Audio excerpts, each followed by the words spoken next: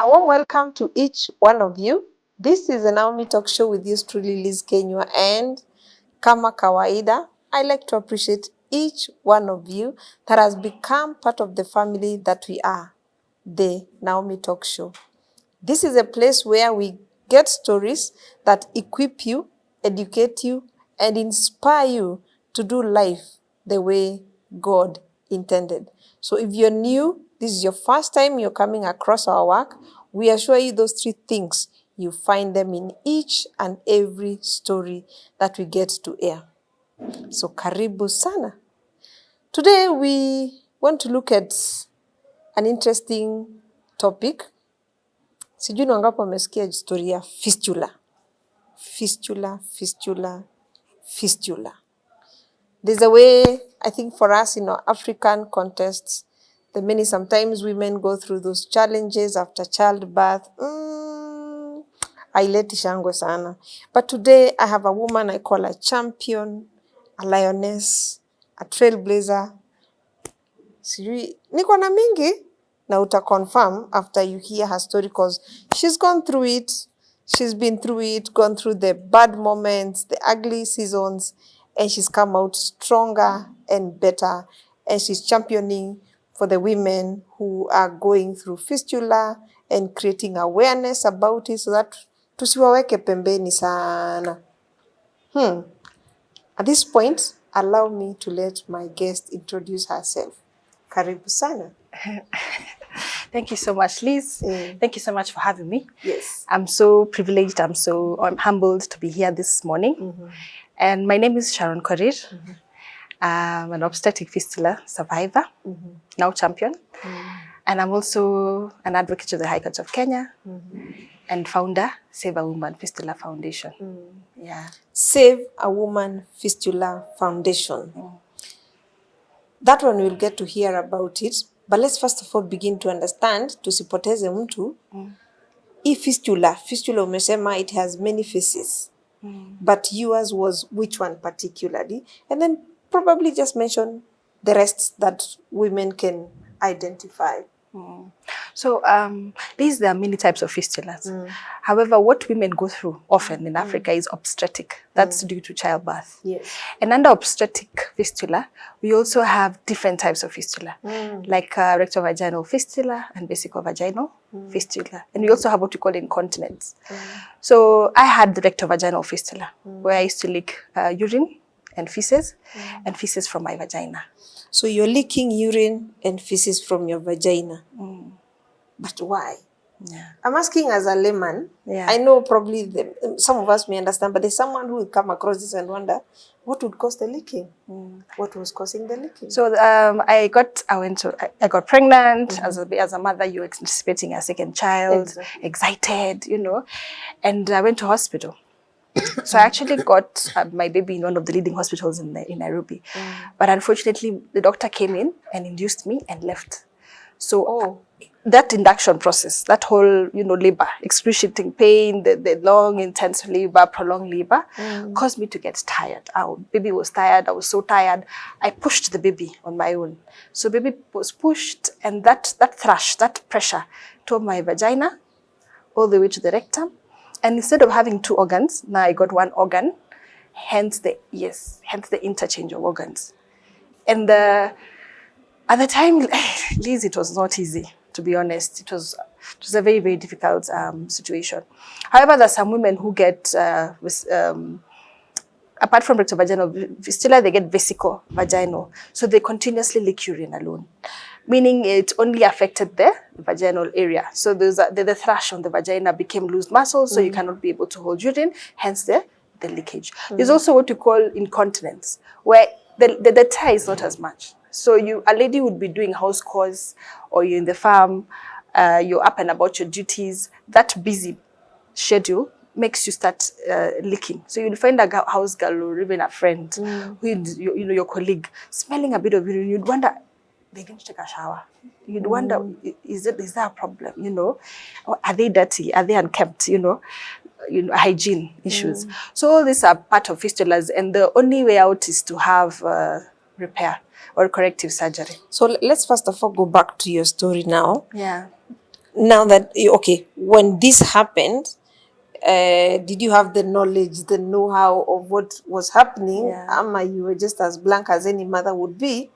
I don't understand what is happening. Did you discover it when you're home, when you're still in the hospital space? So of course, you're in hospital, you labor, prolonged, baby came, the doctor came in immediately after that, baby had come out. So there's always that stitching of Yes. the normal, yeah.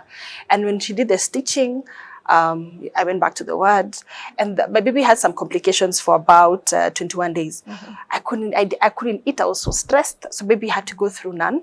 And the up and up movement from my room to the nursery and the anxiety. I couldn't produce breast milk. I couldn't figure out what was happening. But I remember telling the nurse, how come when I'm up the stairs to go to the nursery, I hear like I'm releasing some noise, like I'm farting. Like literally, I can't hold, like I'm farting and I'm not farting. So the nurse told me, you need to do Kegels so that the muscles in the vagina can be fine. Now that you're under pressure, just try and relax. When you're going to the loo, hold the vaginal muscles as you susu, like as you pee slowly. Hold as you pee, hold as you pee. When you're sitting down to breastfeed the baby in the nursery, hold the muscles. I did that for the 21 days, but the noise kept persisting. So eventually, baby went through some procedures, over the story for another day, and we eventually discharged. And I remember the doctor, my gyna discharged us completely. He didn't even detect that I had a fistula. So I'm happy my baby is back to normal. I just have to keep on breastfeeding to get his immunities back because it was really bad. We are home. And then, of course, the African mother, you're given jahe, I'm even told jahe is good for milk. You're given a bit of uji, lots of drinking chocolates. You automatically enroll on a feeding program. I was on a feeding program, fully in the bedroom. And mainly to have milk, get my milk back. So I got the milk. And of course, as usual, in hospital, you cannot be discharged without having some milk. Yes. So I did get the milk in hospital, but now just to generate like enough to sustain the baby. So I started eating and I was well fed. Is when I realized, how come in my sanitary towel, poop is coming out from the vaginal area? Allah. Do you know at some point I thought I've gone crazy? Wait. Postpartum depression. Have I gone through, exactly. Have I gone through depression? What is the problem? So the first time I said, okay, what? I said I was shaky. Second time again, poop on the vaginal area. It should even be at the rectum area. What is happening? And then the urine, the uncontrollable leakage of urine also, because there's a normal discharge when you give birth. Then this is different from my first child. I remember I was in that state for like 6 weeks without talking to anybody, and I didn't even know how am I going to tell my sister. I come, this is how do you start? How do you even tell your best friend? Those are conversations that are very difficult to start, and I was so sore because I'm wondering. I had crutches when I was pregnant. I used to use crutches because of sciatica. Then here again, I went through prolonged labor. Then my baby has high levels of bilirubin since done blood exchange. Then here again, I'm discharging stool from my vagina. What is the problem? I remember calling my sister-in-law. She's a nurse in Kenyatta, and I told her, Mulamwa, you know what? Things are thick. This is what is happening. So she was like, those signs sound like a condition fistula. I'm like, what is that? Yeah, because not many people know what is fistula. I didn't know. That's why we had to begin from defining fistula. Yeah, we didn't know, because in our systems in 844, there's no curricula that used to teach us on fistula in biology. In high school as well, nothing on fistula. About health education around our spaces, even in the hospitals, no one talks about fistula. And I had no clue. I went to law school. I mean, I've been around in Nairobi. I've been, never ever had I had such a condition. And the moment now she told me it's fistula, probably, she told me, look at the screen on Citizen TV. There's a camp ongoing in Kenyatta. Just look at it. There's a screening exercise. Find out the days and then you go to Kenyatta for screening. So here I was on TV. Before news especially, it came. So I was like, I'm looking at the details. Thursday, Wednesday, screening in Kenyatta from this date to this date. I went. Eventually, I went with my baby. We went to Kenyatta. When I got to Kenyatta, there was a line, a long queue, a crazy long queue, and women with all ages, middle age, old age, having wet skirts, very sad, very sad. Women who are even scared. You can see that these are women who have become frail and they're so down in their life, like no one wants to walk with urine all over. It's very dehumanizing. So we queued, and eventually when I got the screening, I was told I have rectovaginal fistula, 3rd degree tear. 3rd degree, so they also come in degrees. They also in degrees. So actually it's 4th degree tear. 4th degree tear. 4th degree tear is the worst form of fistula. So I had the doctor said I have the 4th degree tear, meaning that it is complete tear from the on the vagina to the rectum. A whole hole is formed. 2, interchange of organs. So you'll find that you're discharging stool from the vagina and uncontrollable urine. Normally the 3rd degree is a tear in the poop from the vagina, yes, but you can be able to hold the urine. Like if you can be able to hold to up some minutes, you can rush to a toilet and salvage. But 4th was just uncontrollable. So you can imagine, and you can imagine we have to do liquids and the like. So I was on incontinent pads at the time. I was using, pads at home, like, my Jesus Christ, diapers when I was out to hospitals and the like. But let me ask you, Sharon, emotionally. This is a new condition. Yes. Where were you? I was lost. At some point, to be honest, I felt like God has forgotten me. Yeah, I felt like, like, what did I do to Jesus? Like, why am I going through so much pain? Why am I going through so much pain?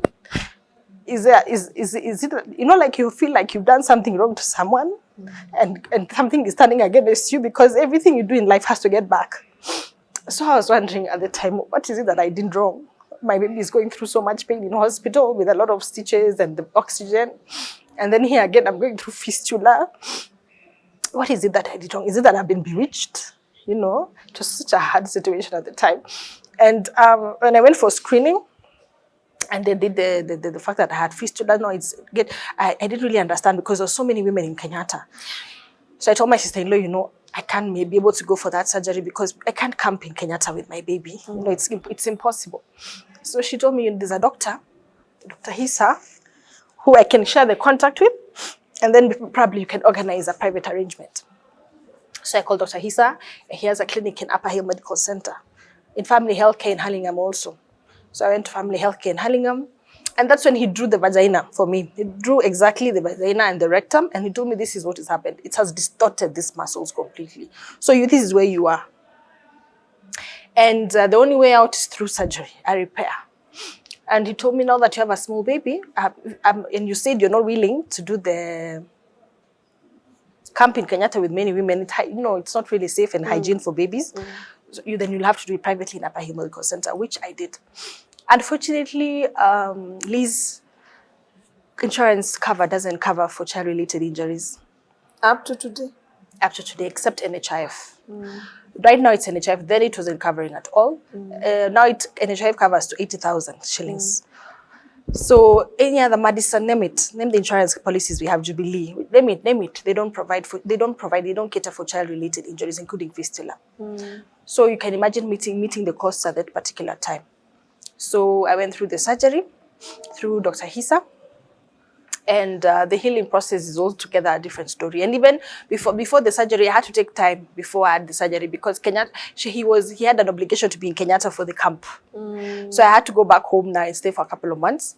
And then now, so that I will do the surgery later after he finishes his contract in Kenyatta for the camp going on for women.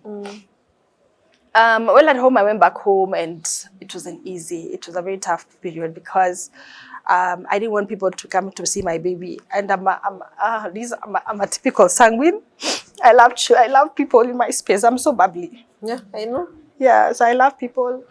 I like everyone to come and see me. I don't want to be, I like visitors a lot.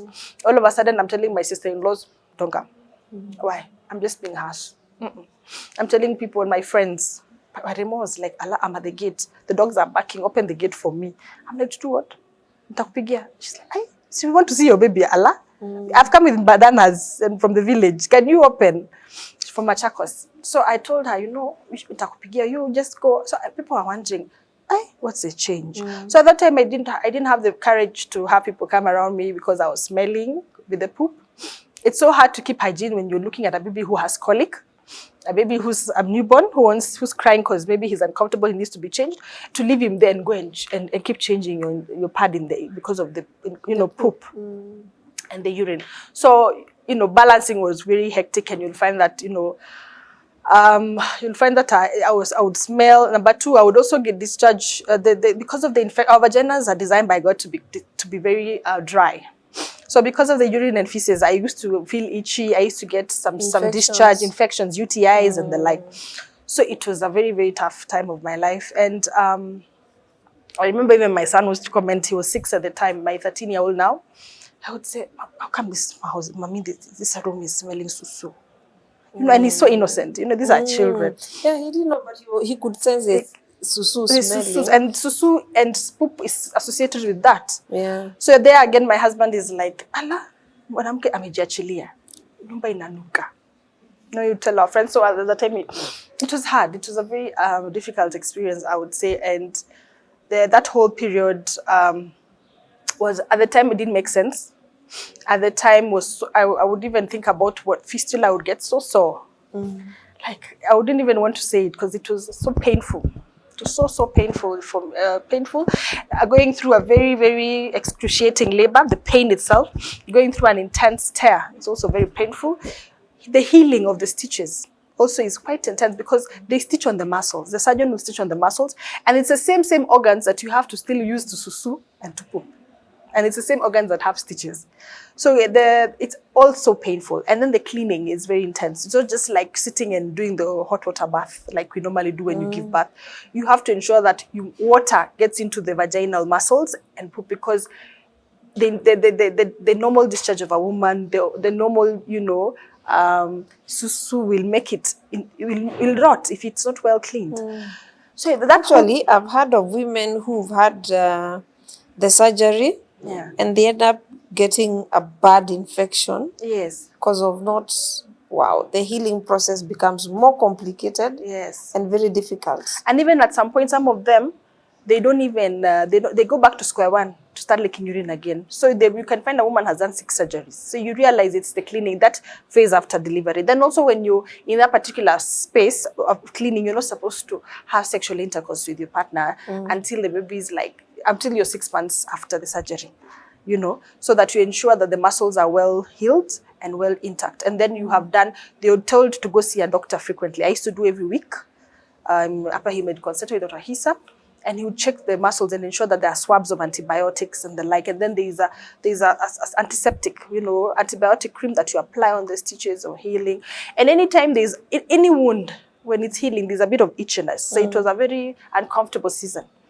Then you do wonder whether there's a lot. Then apart even from the physical, a woman goes through a lot of trauma. You don't know whether you're ever going to satisfy your partner sexually. You don't know whether there'll be a point where you're going to stop leaking urine and feces. There's a fear that all of a sudden the surgery can fail. You'll stand and there's susu on the chair when you're going to church, when you're going to your space, to the workplace.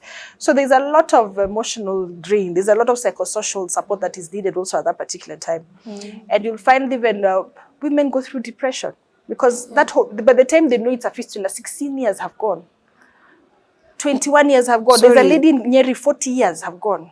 Sorry, I know you run an organization on this, so you have that experience where, and you know what you're talking about. Yeah. But I'm trying to imagine, a woman has been leaking urine and poop for 21 years. Yes. Like, how? Okay. I'm still trying to understand. It could also be with the magnitude of the fistula. It could be 3rd degree tear. It could be only be urine only, but still, whatever it is, slight poop, whether it is slight urine, a lot of you know, it's still a fistula. So you'll find there's a lady who called me from Eldoret the last time, like 2 weeks ago, and she told me my child is in form 2, 3, and I've lived with fistula for 16 years. My hubby moved bedrooms because he started saying I'm not sweet. Intimacy is flat completely. And when she had me in Citizen Mwanamke Bomba edition the other day, she was like, what? That is what I went through. So I of course I supported her, and I told her, you know what you need to do, just 1, you'll be fine. This is, I went through worse, you'll be fine. And 2, there's no fistula that doesn't get 100% repair. Go to Gynecare hospital in Eldoret, they'll do the surgery completely for free. Yeah, we kept constantly talking for psychosocial support and encouragement to know that she's not alone in this particular space. Women have gone through so much in fistula. There's a lady in the Netherlands also who reached out, who had done surgeries in the Netherlands a couple of times and still leaking urine. We would do long video calls, like she would just cry and say she's in the park and she's so low. Her kids are wondering, Mommy, stop going to work, she stopped cooking. She's just feeling like she's getting into depression. Her fear is, will she ever be fine without using pads? So let me take you back a bit. Yeah. When women go through these conditions, you've mentioned like the spouse can be there and have complaints. Yes. Do you have situations where even the spouse leaves? Oh, yes. We have situations where the spouse leaves because it's the beginning of the end. You'll find even from my situation, also my story, he started saying I'm smelling. The next thing he's moving on with somebody else. The next thing he has a baby with somebody else. No. Ngoja tuende pole pole. So your own experience is that your own husband who you've worked together, the firstborn, this is a second-born journey, decides to leave. Yes. Because of the fistula experience? Yes, because of mainly, that was the highlight of it. Marriage itself has its challenges, yes, of course. But you could see that umejiachilia, bedroom haikaliki, inanuka. So every man wants a comfortable, clean, discreet environment. That's their nature. And even our nature as women, we like being clean, smelling good.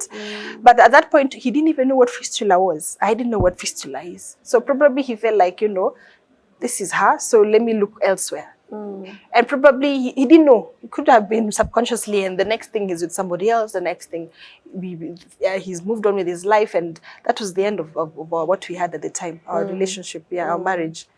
Wow. Okay. Yeah. I hope you're really getting something, because this is here with us, fistula. Yeah. Probably still not yet known, but I told you she's a lioness, she's a trailblazer, making a lot of noise that there's this condition and nobody needs to be stigmatized about it. But hapo kwa stigma na society, especially because many people, as you said, up to now don't know what is fistula. It's true. Totally. So someone is like, sometimes in an African context, someone can think I'm bewitched. True.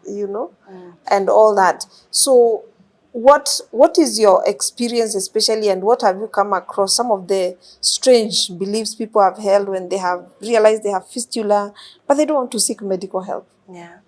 So leave alone even the patients themselves, the victims of fistula. The society itself, when you talk about fistula, I go to meetings, even in some churches and in some events, and I talk about it, they cringe. Like, anaongelea vagina. So what is that? Then there's always an assumption that fistula is only for women who are poor, women in the marginalized areas who can't access proper healthcare, women in a place like interior Masai land or Turkana and the likes. They don't know that anybody woman can get fistula. A woman, even as long as you're of childbearing age, you're able to get fistula, whether you're an elite. I'm an elite and I had fistula. I gave birth in one of the leading hospitals in Nairobi and I got fistula. The only difference is that now I came out to speak about it boldly. I remember when I started up this journey of speaking about it through my YouTube channel, I reached out to a former pilot in Moi's government. The father was very powerful in Moi's government. And I told her, why don't we do this together? And she said, what? Me? Talk about the vagina? Hell no. Never ever. How can I speak about urine and feces in the media? Sorry. And women, who gave you mine? Who told you about this, that I had fistula? No, I'm really sorry. I mean, it was of course confidential, but the person who referred me thought it would be good for awareness so that they know that it happens regardless, of social status and the like. So anyway, the reality is many women have gotten the experience of fistula, but they're not willing to bring it out in the public because there's a stigma that comes. It's not easy to talk about it. I've gotten people who it doesn't augur well with some people because there's a lot of discrimination generally with the poor. So when they see talking about fistula, they associate it's a poor man's disease. And you'll even find that, ask yourself why we don't have fistula units in every hospital in this country. The way we have a cancer unit, we should also be able to be having a fistula unit. Why?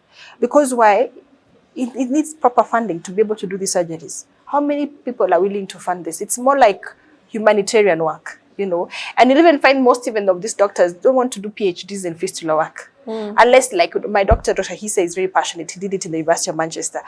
Because they always go by, then I do my master's, then I do my PhD in fistula work. What is the pay? Nothing. It's not as much. Yeah, and yet it is a very invasive procedure even for a surgeon to do work on it. And then the whole, healing period is quite intense. So that's the gap that it comes in, and you'll find even there's no allocation for funding from the ministry, of health to allocate it purposely for fistula work. You will see that they will support some camps, but in a way that they also have partnerships with other organizations, like we did a ID of International Day and Obstetric Fistula, and we were partly the Save a Woman Fistula Foundation was part of the committee, and we also came in as as to put in money, to put in some sort of support. Yeah, whether it's in incontinent pads or whatever support. Others came in also to support in their own way. So it's more like a teamwork, as opposed to the government coming in single-handedly to support women. Yeah, then there's also an issue of awareness. People don't know about it in the marginalized areas. Yeah, people think, mimi tu nilirogwa. That's why I say, in our African context, I mean, when you come across something that you've not heard before, definitely someone has bewitched you. True. They looked at you with a bad eye. Exactly. And then probably your family generations have an issue. You need to ask God to forgive your family kin. The generational curses that are pursuing you, because how can it still be coming out of the vagina? In the African context, a woman is completely ostracized. Like the man will tell you, go back home and stay with your brother. He will marry another woman. And all this is simply a fistula, and they have no idea. Then you'll find that some women even have the condition and still suffer because they're scared. They're scared because vaginal conversations are considered as a taboo. Yeah. I remember when I did an interview in Kalenjin station in Cass Radio and TV some years back when I started off my journey. My auntie called me, my late mom's sister called me and told me, hey, if you're going on air, I've seen the flyer. Don't even dare talk about the vagina.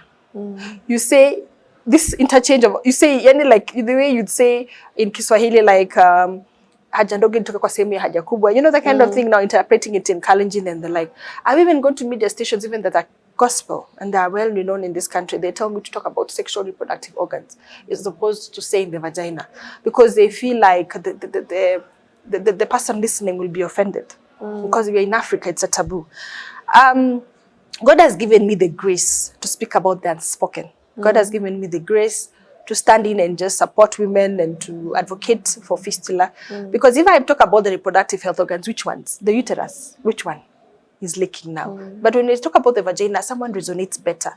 And through these conversations that I've had, and I've been privileged to be in all the media stations, including Voice of America and BBC World Service, we've supported over 120 women now. Wow. Yeah, who have gotten psychosocial support, who have gotten surgery, and they, and all they say is, Sharon, we thank God for you, and I'm so humbled because God has used me. Now you see why I was, years back I was in tears, years back I was in pain.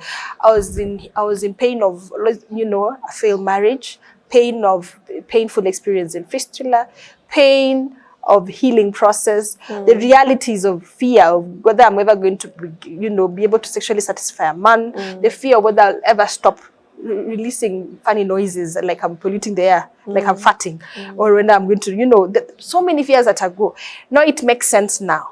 When God had to make me go through a lot of pain, a lot of shame, a lot of stigma, so that any woman who calls me to say the husband has left, I resonate, I connect. Anyone who says it's so painful, I understand the healing process. Anyone who says that I feel like Sharon, even there's a lady who is in Saudi right now, he's in Dubai, she did surgery in Nairobi. I referred her, she reached out, I referred her to do surgery. Unfortunately, the surgeon stitched her muscles to a point that there is no vagina, in the sense that there is no place for her husband to penetrate into.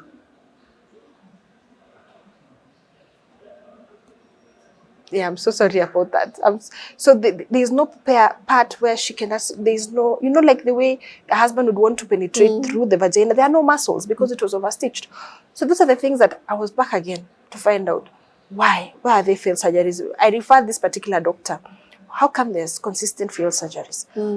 Because, repair should, if I keep saying, if my fistula, 100%, fully recovered, and it is the worst form, 4th degree tear is 100% okay, then there is no 3rd degree, 2nd degree incontinence that cannot be able to repair. So there are gaps. Is it that the doctor fully trained for fistula work? Okay, so let me ask now. The surgery here happens. Yeah. Let's look at the successful surgery. Yeah. How long does it take to heal? 6 months max. 6 months to heal? Yeah, 6 months. Months or weeks? 6 months. Months? Yes. I'm just confirming. I'm repeating that to confirm. No, it's fine. 6 months, because I'm imagining a CS scar round about 1 month. Yeah, it should be 1 month. You're good to go. Yes. Unless it's a fourth CS, which takes a little bit longer to heal. Yeah. But 6 months is quite a long time. It's quite a lot. It's half a year. So you have to, so you have to keep on going for reviews. I'm trying to imagine, and these checkups and everything. And I remember Dr. Hisa, the last, yes, very financially also. Yes. So I remember Dr. Hisa called me the last and told me, the next, in the next last consultation, the next consultation, now you're okay. Could you come with your husband? Could you come with your husband so that I talk to him, because now you're fully recovered, you can resume your intimacy. So I told him, I had to sit down and tell him, Dr. Hisa, this is what happened. My husband left. Yeah, and she said that man is a fool. What would the doctor say anyway? Anyway, he told me, he took me through the psychosocial support aspect, and his whole team. His wife is amazing. They work together, and the nurse, for me, I got 100% support from Upper Hill Medical Center, Dr. Hisa and his team, to a point now where I'm fully recovered, and I've gotten the strength completely to do what I'm doing now for women. Yes. So in the next few minutes, you can mention briefly about the organization that you're running. It's been on BBC, everywhere, Citizen, and all those other media houses, creating awareness for the woman going through fistula. Yes. Briefly, you can mention about it. Yeah, so Save a Woman Fistula Foundation is born, of course, out of my experience. And it was birthed in 2021. It's during the COVID season. I remember doing my YouTube channel, in the Closet Sharon, when we had thorough COVID, and I thought I would share my story. And I had gone to the salon to do my hair in that season, and there's a lady who stood and was all wet. And I remember calling the lady who does our hair in Donholm, somewhere around Donholm. And I told her, I think this lady is suffering from what I had. Can you speak to her? Because how will I talk to her? So later they spoke to her. I got her contact. I referred her to Jama Hospital in Buruburu. She did surgery. And then something told me, there's a need to speak about this. So I did my YouTube channel, In the Closet with Sharon Korir. And we started talking about such conversations. And from then on, anytime I place in my social media, women were reaching out. So it's one thing that I had the condition, you're reaching out to me, so what next? So I had to get an organization to keep the conversations going and to get us to grow, in the sense that to support women even more. And I registered Save a Woman Fistula Foundation, which is a beacon of hope for women and girls. I'm more like a safe space to talk about our conversations for fistula, and to also get surgery, right, and psychosocial support. On top of that, also, I also, as an advocate of the High Court, I'm also very intentional on creating legislation for fistula. Yeah, we need fistula policies. We need a legislation for fistula. We need stakeholders to come in to support us, even to support across. And so far, I've been able to reach out to women as far as Ethiopia, women as far as Malawi and Tanzania. Yeah, one lady in the Netherlands. So we are moving. God has been so gracious that we are in a space where awareness is being done, and people are beginning to understand deeper on what exactly. People would think it's fistula surgery, you move on. But now the reality is that it's more intense, it's more involving for a woman. And a woman, anyone in your space who's leaking urine and feces is not dirty or unkempt or has not let loose. It simply could be a fistula, it could be a health condition that you could advise them to get support. I remember when I started talking about this, my mom's sister reached out and she was telling me there's a lady in the office in Kericho County, a place called Litain, who smells full time for 20 years. 20 years of everyday smelling. She didn't know how to clean with a face towel. The way women think you don't know how to clean with a face towel. Or you're clumsy, you just throw water and you leave. You don't clean your private areas, particularly your vaginal, your vagina and the like. So when she got to understand, she shared with her my YouTube channel and told her to watch. And that was her journey, the beginning of her journey for healing. So all this is a matter of having, the conversations going on and being able to understand, even as our spouses, so that they don't leave. Yes. So instead of leaving, you support your woman to that proper healing and realize that even after the corrective surgery, a woman bounces back perfectly. the muscles are well repaired. Yeah. Wow. So what we are simply saying is don't suffer in silence. There are people who've gone through there. They have faced the challenges, the high, the low moments, the moments where they really doubt whether God still exists. But at the end of the day, they're able to bounce back and tell you, we're here, we've gone through that, and we are the living testimony that you need to look up to if you feel totally discouraged. And not just living testimony, they can help you walk through the journey. Because as you can hear, not many people know what this thing is. And if you find yourself leaking, please know you're not bewitched. I beg, you're not bewitched. Just stand up, seek medical help, reach out to people like Sharon and her organization, and they'll be more than ready to help you and to walk with you this journey. Sharon, as we finish, probably there's a woman out there who's probably left the ward a few weeks ago with a bouncing baby, and they're having this challenge and they're not sure what to do. They're feeling lost, struggling to learn how to, take care of a baby and a condition that they're not even sure what it is. What would be your word to such kind of a woman as we finish? As we finish, I would tell them there is no condition that God cannot change. Yes. Every season is not permanent in this life. So hang in there. Number 2, reach out. You can even, on our YouTube channel, The Naomi Show, you can even just chat that you resonate. This is the condition you have. And I'm sure we'll be able to support you. Yeah, I'll get back to you, and I will be able to walk the journey with you and support you till you probably get 100% repair and then healing. Wow, thank you so much. We truly hope that when you come across this content, you can share with a lady or even a husband who doesn't understand what is happening in the new season in their marriage. And this is a special shout out to that gentleman, you know yourself, who made sure and requested that Sharon has to feature on this show.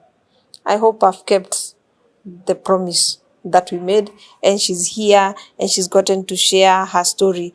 And of course, to another woman out there, probably not fistula, another condition that you're going through, God has allowed you probably to go through that condition, that you may be able to arise, that you may be able to wake up and be the support to another sister, be the Naomi to a sister who may be going through the same condition some years to come.